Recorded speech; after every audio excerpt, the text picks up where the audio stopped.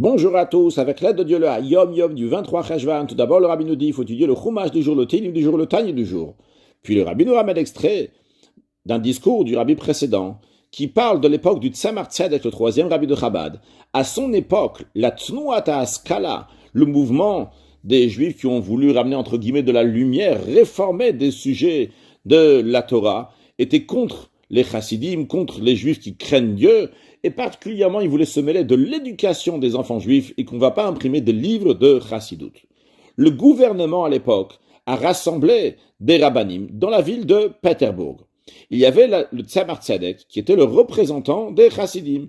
Il y avait Reb Chaim de Volojin, qui était le représentant des adversaires à la Chassidut. Il y avait Rabbi Israël Alperin, qui était le représentant des commerçants. Et il y avait Betzal Stern, qui était le représentant des Maskilim, ces gens donc éclairés. Le Tzemar Tzedek s'est battu énormément pour qu'on ne touche strictement rien du judaïsme et particulièrement dans l'éducation des enfants. Et d'ailleurs, comme c'est dit par ailleurs, que toutes les discussions qu'il y a eu en ce qui concerne, donc les mariages, les divorces, la circoncision, les synagogues, les mikvés, les cimetières, ça a été réglé assez vite, sans grande discussion. Mais le poids essentiel était sur l'éducation des enfants, qu'est-ce qu'on va leur enseigner. Et le Tzemar Tzedek s'est tenu extrêmement fort, n'a pas laissé qu'on va passer même la moindre petite coutume, même la manière qu'on enseigne le Aleph Bet aux enfants, le schéma du matin, les tzitzit, qu'on dit avec des petits-enfants, etc., que tout ça va rester sans qu'on change quoi que ce soit.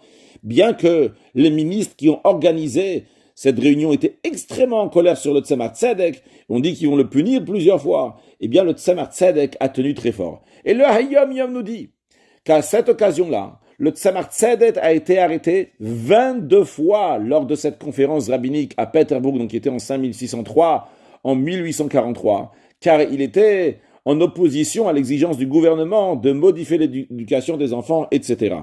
Et d'ailleurs, c'est la raison pour laquelle aussi que cette réunion a duré pendant très longtemps. Elle a commencé le 6 mai, et elle a fini le 27 août, c'est-à-dire donc depuis après Shavuot jusqu'au début du mois de Elul, parce qu'ils ont arrêté plusieurs fois le Tzemar Tzedek. Ils l'ont arrêté en général, donc c'était ce qu'on appelle un Masar Bay, donc un arrêt donc à la maison, qui n'avait pas le droit de sortir d'une certaine maison dans laquelle ils le mettaient.